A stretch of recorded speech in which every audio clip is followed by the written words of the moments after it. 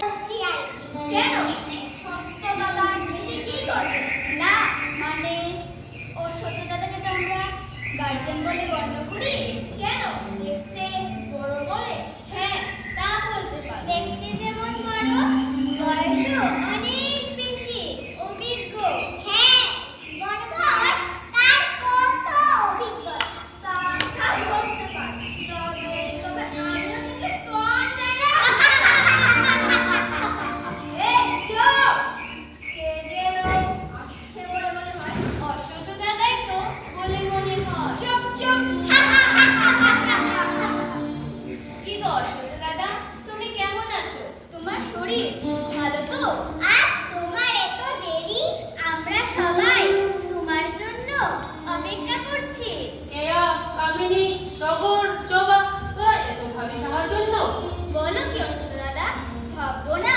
তুমি যে আমাদের গার্ডিয়ান। তোমার ছায়ায় কত পথিক বিশ্রাম নেয়। তোমায় দেখে মানুষ পথ চলার আনন্দ পায়। হে গো সত্য দাদা, তোমার জন্য আমরা অপেক্ষা করছি।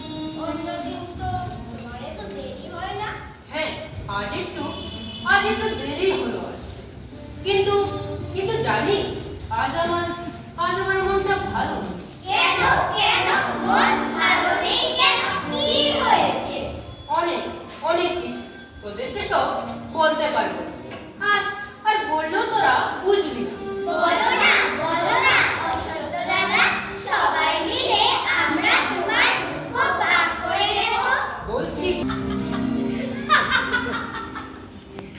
এইরকম ঠিক ঠিক এইরকমই করতে হবে।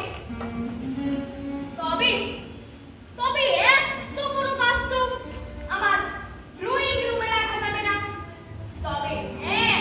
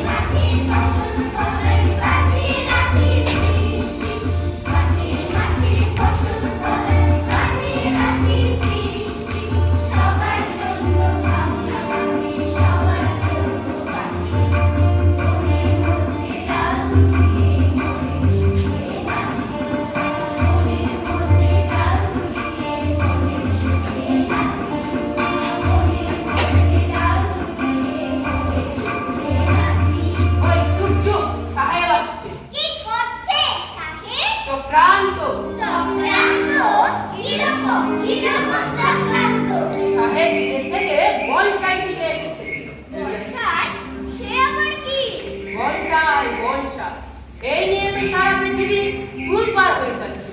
ঘরের গিন্নিরাও এখন অবসর সময়ে বলসাই বানানোর চেষ্টা করছে। আহা, ব্যাপারটা খুলেই বল। বলছি শুনুন। মূল কথা হলো বড় একটা লম্বা গাছকে ছোট করে রাখা। এই যে ধরো না তুমি যে এখানে দাঁড়িয়ে আছো, তোমাকে নানা কৌশলে ছোট করে রাখা। ইচ্ছা করলে ওরা তোমার বা আমার চারা নিয়ে তাকে বামুন করে ঘরের ভেতরে রাখতে পারে। কেন তারা এরকম করে কেন? ঘরের শোভা বর্ধনের জন্য। এই যে তুমি বনের রাজা, সত্য তোমাকেও পারে? হ্যাঁ, পারে তো। মানে আর বড় হবে না? না, বয়স বাড়বে কিন্তু আর লম্বা হবে না। উফ, কি সাংঘাতিক! এ তো আমাদের শেষ করে দেবার মতলব। সাংঘাতিক মানে সাংঘাতিক? যাও না যাও, সাহেবের বাড়ি গিয়ে দেখো। চিনে মাটির টপে কত গাছ বয়সাই করে রেখেছে। এদের এখানকার বয়স কত জানো? কত গো? 20 থেকে 30 বছর। না, এ আমরা হতে দেব না। সাহেবকে আমরা এসব করতে দেব না। আমরা কথা বলতে পারি না ঠিক, কিন্তু আমাদেরও তো প্রাণ রয়েছে। আমরা কষ্ট পাই না? প্রকৃতিকে কষ্ট দিতে মানুষের কি অধিকার আছে বলো? হ্যাঁ, আমিও তো তাই বলি। চুপ, ওই যে সাহেব এদিকেই আসছে বলে মনে হয়। হ্যাঁ, ঠিক তা। ওই তো জঙ্গলের মধ্যে আসছে। চুপ, ওই সাহেব আসছে। আমাদেরও ভেবে ঠিক করতে হবে আমরা কি করি। ঠিক আছে? চুপ, ওই আসছে।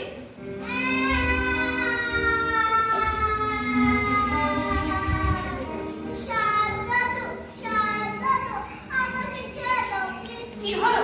চেঁচাচ্ছিস কেন? আমি জল খাবো। আরে সব খাবি। তবে আমার বলি কি? আমি জল পাচ্ছি না। পারবি। সব পারবি। শুধু লম্বাটাই হতে পারবি না। এখন থেকে তোরা এইটুকুই হয়ে যাবি। আমার ঘরে থাকবি, বাইরে বেরোবি না। কেমন? আমার ড্রয়িং রুমটা কি সুন্দর না? তোরা সকলে থাকবে আরো কত সুন্দর লাগবে বল। বাটপুল, সব বাটপুলের সমাবেশ। পলাশ বাটুল, শিমুল বাটুল, কামিনী, কেয়া, সব বাটুল। কি মজা, তাই না?